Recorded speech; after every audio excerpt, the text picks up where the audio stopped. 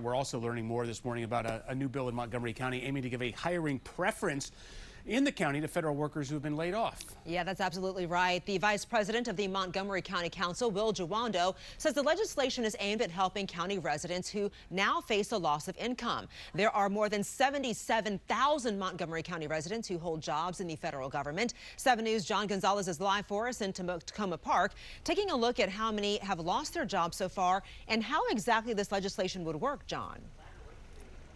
Adriana, good morning. Yeah, Will Jawando's office has estimated that more than 1,000 federal workers here in Montgomery County have already lost their jobs since the Trump administration started the major cuts to the federal workforce. Now, this legislation, this idea has become quite a talker here in the county. The bill would only give preference to those who live in the county and would not help non-county residents or people in the private sector who have recently lost their jobs who did not work directly for the federal government. Now, the guaranteed interviews and special resources would be similar to what is already given to veterans and applicants who fall under the Americans with Disabilities Act. The proposed idea is already drawing some criticism, as you can imagine, from those who do not believe federal workers should get a boost to cut the line, so to speak. In November, nearly 17,000 residents reported being unemployed in the county, more than double what it was a year earlier. 2024 ended with an unemployment rate of 2.4% in the county.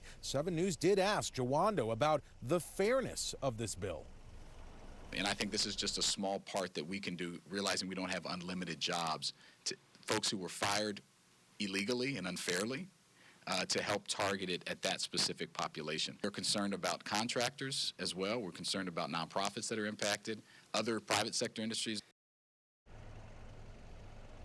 County leaders tell 7 News that there will be a public hearing on this legislation on April 1st, and then the full council could take a vote later that month to decide if this legislation will become law. Now, Will Jawando has been very busy. He's also going to be part of a school walk-in here in Tacoma Park later this morning.